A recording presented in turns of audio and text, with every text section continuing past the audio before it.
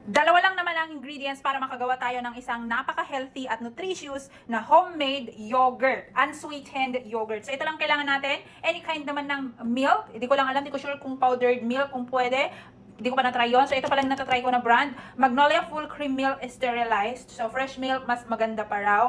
And then this one, the yogurt starter. Pero kung meron kayong nabili na may live culture, pwede rin yun. So since pangalawang gawa ko na to, at mahal nga po ang ganito, so hindi itong gagamitin ko. So, ito yung nauna kong ginawa at ito yung sineparate ko para magamit ko sa aking paggawa ulit ng yogurt, homemade yogurt. So, yung nauna kong ginawa guys, magsiseparate lang naman ako ng ganito para ito yung puhunan ko ulit sa bago kong i-incubate. Bale, first step, dapat na-sterilize yan and then dapat ito, i-sterilize din natin sa near to boiling stage or level. So, hindi siya yung kulong-kulo. So, about 70 to 80 degrees Celsius yung kanyang init. So, hindi naman yung kulong-kulo. Just so, ma-sterilize lang yung ating milk at para mas maganda yung texture. I believe, parang ganon. So, halika na guys. Gawa na tayo. Ay. So, itong aking instant pot, nakikita nyo, gagamit nga pala tayo ng instant pot na pressure cooker kasi yung pressure cooker ko na instant pot ay meron siyang yogurt feature. So, makakagawa tayo ng yogurt sa ating instant pot. So, first things first, bubuhos na natin ang ating sterilized milk dito sa ating pot. And then, i-sterilize natin siya sa near boiling point. Yung, pag may nakita na kayo nag-bubbles, yan, pwede nyo na siyang patayin. Okay? Anyway, pag bumili nga pala kayo ng yogurt starter, yung isang ganito, ang nahahaluan nito is isang ganito. Ay magpares po ito. Yan.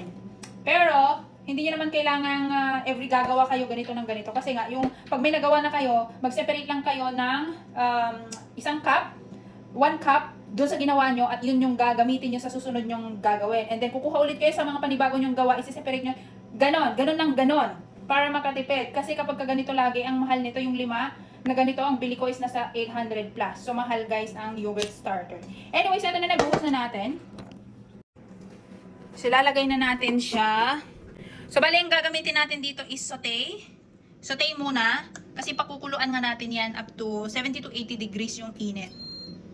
Ayan.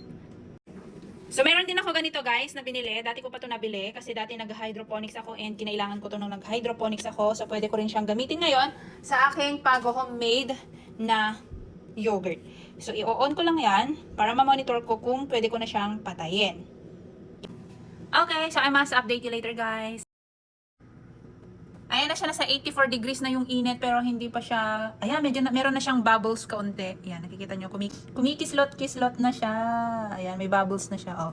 So, it's time, 86 na, papatayin na natin. So, cancel. Aahunin ko na sa kahirapan. So, ito na siya guys, inahon ko na nga siya sa aking lutuan para pababain ko naman ganyan yung temperature niya down to 40 to 45 degrees. Ganon yung init niya. Kasi nung nakaraan yung una kong gawa, 37 degrees nung naglagay ako ng culture. So, kapag ganun parang medyo runny siya. Pero kapag gusto raw natin na mas thick yung consistency, dapat nasa 40 to 45 degrees yung init niya. Kaya kailangan nating i-monitor yung init niya. So, paano kung wala kayong ganito? And ang nabasa ko naman na way para malaman na pwede nang ihalo yung culture is, ididip daw yung finger, dapat hanggang 7 seconds hindi ka masasaktan sa init. Ganon. Kasi kapag medyo masaktan ka, mamamatay yung culture. So, dapat saktong-sakto lang yung init. So, ginawa ko nga kasi nung nakaraan, pina-electric fanan ko nga itong ano niya.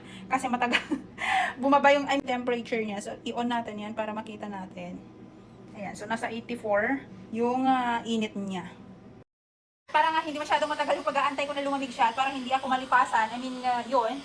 So, gagamit tayo ng Jisoo Life na mini fan. Ayan, para lumamig siya ng mas mabilis. Kasi kapag ito iniwan ko at antayin na lumamig, baka mamaya hindi ko na maabutan yung 40 degrees na ano niya, temperature niya. So, ito na siya guys, almost. Nasa 46 degrees na. So, we need 40 to 46 or 44 to 45. Sterilize ko lang tong baso.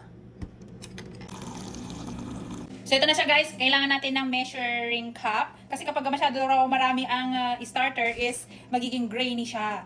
So, ngayon, nasa 44.9 degrees na yung kanyang temperature. Tanggalin na natin yan. Maglalagay ako dito sa baso na to ng gatas. Itong nilagay ko dito sa baso na to, ang lalagyan ko ng starter. And this is from my very first na ginawa. So, susukatin natin 2 to 3 tablespoon. Ooh. 1.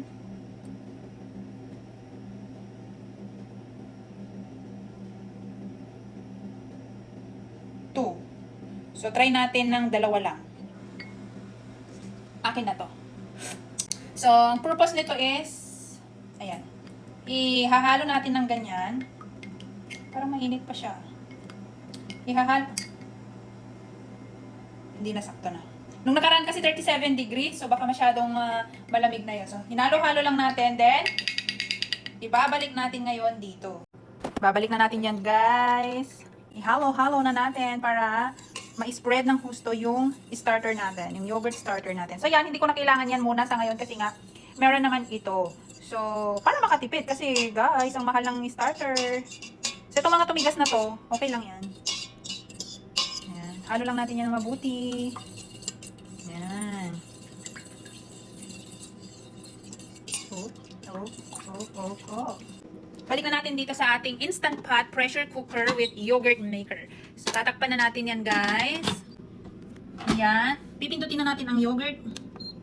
Nakaset siya ng 12 kasi yan yung una kong ginawa. Ngayon, babawasan natin yung time niya. Gawin nating 8 hours lang. Okay, then start. Update you tomorrow.